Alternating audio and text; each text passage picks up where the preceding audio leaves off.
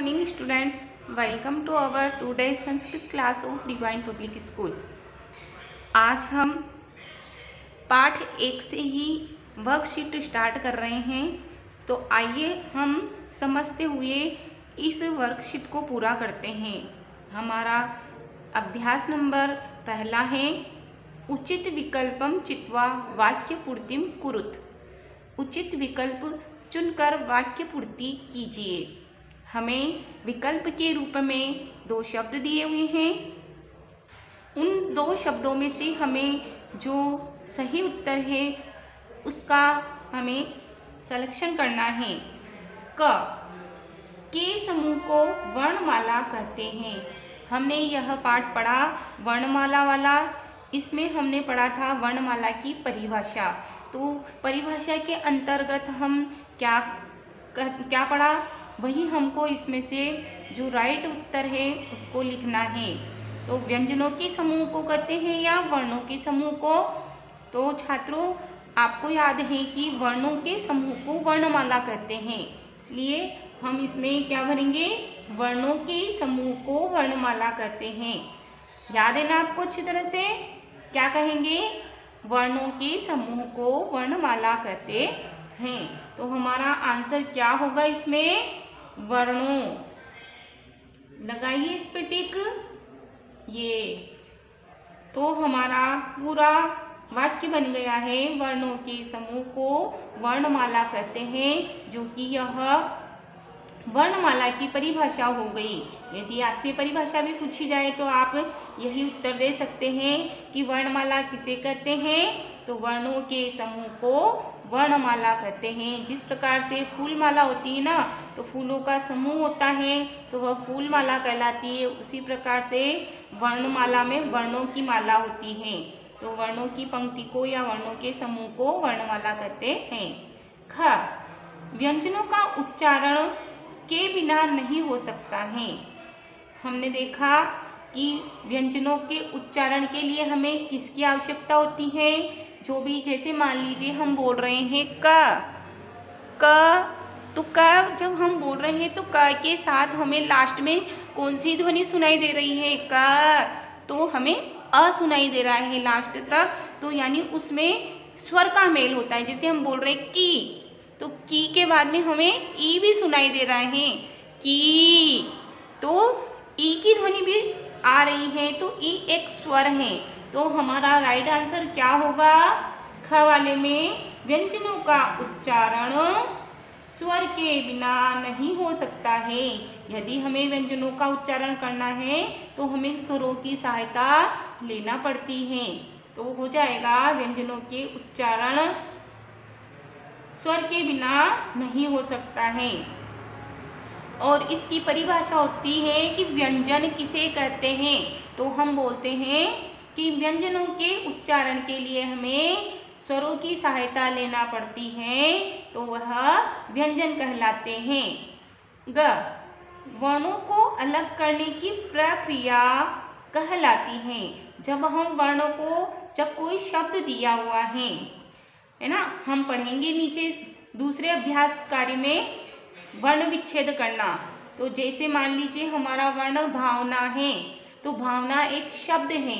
अब वह भावना को जब हम अलग अलग करते हैं, है ना, तो यह कहलाता है वर्ण विच्छेद। क्या कहलाता है? तो वर्णों को अलग अलग करने की जो प्रक्रिया है, शब्द है, और उस शब्दों में से हमको वर्ण अलग अलग करके लिखना है, तो यह प्रक्रिया क्या कहलाती है? वर्ण विच्छेद कहलाती है। वर्णों को अलग करने की प्रक्रिया वर्ण विच्छेद कहलाती है। वर्ण विच्छेद किसे कहते हैं? तो हम अपनी सादी भाषा में बोल सकते हैं कि वर्णों को अलग अलग करने की जो प्रक्रिया है वह वर्ण विच्छेद कहलाती है, या वर्णों को अलग अलग करना ही वर्ण विच्छेद कहलाता है। घ री और री का प्रयोग संस्कृत में होता है। हमने देखा है कि संस्कृत में ये री और री का प्रयोग बहुत कम दिखाई देता है। तो वह हमारी जो वैदिक संस्कृत, संस्कृत 2 प्रकार की होती है।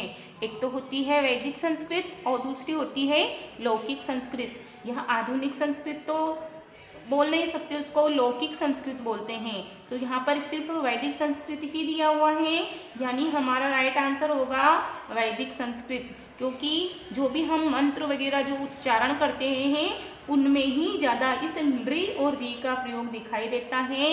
और हमारी जो लौकिक संस्कृत अर्थात हम जो यह पढ़ते हैं, यह संसार में जो चलती है संस्कृत, यह कहलाती है लौकिक संस्कृत, और इसमें इन री और री का प्रयोग बिल्कुल नहीं के बराबर होता है, इसलिए ये कहलाएगी वैदिक संस्कृत। री और री का प्रयोग वैदिक संस्कृत में होता है। दो व्यंजनों के मेल से बनते हैं। दो व्यंजन जब आपस में मिलते हैं तो वह क्या कहलाते हैं? दो का आपस में मिलना वह कहलाता है वैसे संयुक्त। हम कहते हैं ना कि हम संयुक्त परिवार में रहते हैं, है ना, एकल परिवार और संयुक्त परिवार। तो संयुक्त का अर्थ होता है मिला मिला जुला। तो ऐसे ही इसमें कहा है कि दो व्यंजन अब ये मिल रहे हैं तो ये कहलाएंगे संयुक्त। और फिर कहा है कि व्यंजन, तो इसलिए आएगा हमारा राइट आंसर संयुक्त व्यंजन। दो व्यंजनों के मेल से बनते हैं संयुक्त व्यंजन बनते हैं। तो यह थी हमारी एक्सरसाइज पहली। अब हम दूसरी एक्सरसाइज करेंगे जो कि है वर्ण विच्छेदम कुरुत। वर्ण विच्छेद खींचिए। जब शब्द दिया हुआ है और हमें वर्ण विच्छेद करना होता है तब हमें क्या ध्यान रखना है कि हमें उन शब्दों में से जो मात्रा लगी हुई है उस मात्रा को अलग अलग कर दो, और जो शब्द व्यंजन वर्ण है उसके नीचे हलंत लगा दिया जाता है, क्योंकि हलंत लगाने पर ही वह व्यंजन माना जाता है। तो जैसे मान लीजिए हमें दिया है शब्द भावना। अब भावना को हमें वर्ण विच्छेद करना है। इन वर्णों को, जैसा कि हमने अभी पढ़ा था ऊपर कि वर्णों को अलग अलग करने की प्रक्रिया क्या कहलाती है? वर्ण विच्छेद कहलाती है। तो अब हम वही वर्णों को अलग अलग करने की प्रक्रिया अपना रहे हैं, अर्थात हम इन वर्णों को अलग अलग कर रहे हैं। अब वर्णों को अलग अलग कैसे किया जाता है? तो जब शब्द दिया हुआ होता है तो हमें उसको मात्रा में, उसको हमें शब्दों में बदल देना है, यानी स्वरों में बदल दिया जाता है उसकी मात्रा को। अब यहाँ शब्द दिया है, इसमें जो जो भी मात्रा लग रही है उनको उस स्वर में बदलना है। अब ये भावना में भा है, भा आ निकल रहा है, तो हमने यहाँ तो लगा दिया हमने आ की मात्रा है तो यहाँ पे आ स्वर बना दिया। और यहाँ क्या है? भ, तो भ में हलंत लगा दिया तो यह बन गया भा।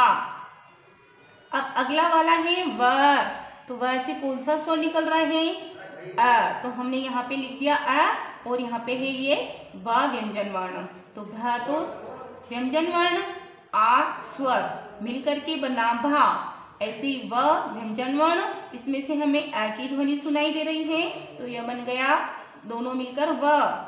फिर है ना, तो न, और इसमें से भी कौन सी मात्रा लगी हुई है? आ की, तो हमने इस आ की मात्रा को स्वर में बदल दिया तो यह बन गया ना। भ प्लस आ प्लस व प्लस अ प्लस न प्लस आ, इस प्रकार से बना है यह शब्द भावना। तो समझ में आया ना छात्रों कि हमें क्या करना है? यदि शब्द दिया है तो उस शब्द में जो मात्रा लगी हुई है उसको हमें उसी स्वर में बदलकर लिखना है। दूसरा है गणेश, तो ग, ग और अ मिलकर बनाए ग। फिर है णे, तो ए की मात्रा लगी है हणा और ये ए स्वर लगा दिया। फिर यहाँ है श, तो श में से हमें अ का साउंड सुनाई दे रहा है तो ये लिख दिया हमने अ, तो श प्लस अ, तो ग प्लस अ प्लस हणा प्लस ए प्लस श प्लस अ, गणेश। थर्ड प्रश्न, अब जब पहले से ही कोई भी वर्ण यदि आधा होता है तो उसमें अपने को पक्का है कि उसमें व्यंजन नहीं हो, स्वर नहीं होता है, वह स्वयं व्यंजन वर्ण ही होता है। तो यह है, अब हम बोल रहे प्र। अब अधिकतर ये होता है कि जो मिले हुए शब्द होते हैं उनमें आपको अलग अलग करने में दिक्कत होती है, तो पहले उसकी ध्वनि निकालो आप। हम बोल रहे प्र, तो ज़्यादा देर तक हमको र सुनाई दे रहा है, तो यानी इसमें र पूरा है, यानी र में स्वर मिला हुआ है। और प आधा है, तो हमने ये लिखा प व्यंजन, फिर र, तो ये र प्लस अ, इसलिए हमने इस र को पूरा लिखा। फिर श दिखा आधा ही है वैसे ही, तो ये श, इसमें व्यंजन स्वर नहीं मिला हुआ है, व्यंजन ही है, तो हमने इसके साथ स्वर नहीं लिखा। फिर है न प्लस अ, बना प्रश्न। फोर्थ सुरेश, सु, उ की ध्वनि सुनाई दे रही है हमें, तो और वैसे भी जो मात्रा होती है उसी स्वर में हमें बदल देना है। छोटा ऊ की मात्रा यहाँ पे हमने छोटा ऊ लगा दिया, तो किस में लग रही है, सा में, तो इस सा को अलग कर दिया, ऊ की मात्रा लगा दी, बन गया सु। फिर है रे, रा में ए की मात्रा लगी है, तो र प्लस ए, और ये श प्लस अ, सुरेश। श्रम, अब इस प्रकार के श्र में भी हमें दिक्कत होती है कि क्या क्या है, हम बोल रहे श्र, तो यानी श और र, तो कौन सा श्र रहेगा इसमें, श शक्कर वाला, तो श भी आधा। अब र बोल रहे हम श्र, तो र का साउंड हमें ज्यादा देर तक सुनाई दे रहा है, यानी इसमें र पूरा है, इसलिए हमने र प्लस अ ऐसा किया। प्लस म, तो ये म प्लस अ बना श प्लस र प्लस अ प्लस म प्लस अ, मिलकर बना श्रम। विश्वास, व छोटी की मात्रा लगी हुई है, छोटी ई प्लस श आधा है, ये आधा व्यंजन लिख दिया।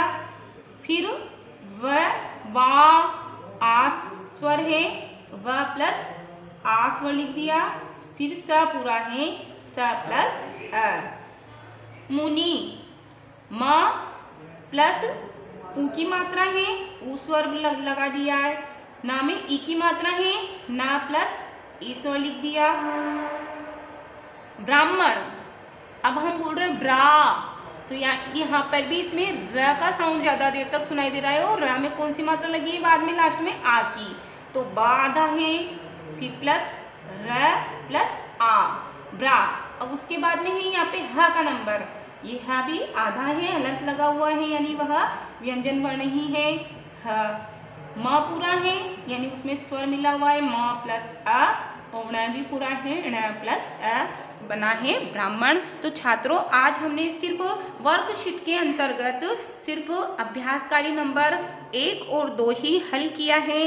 अगले वर्कशीट में हम आपके लिए अभ्यास कार्य नंबर 3 और 4 को लेकर के आएंगे और उसको सोल्व करेंगे। तो आपको बहुत अच्छे से यह वर्कशीट समझ में आई होगी, तो आप इसको स्वयं भी हल करने का अभ्यास करें। धन्यवाद।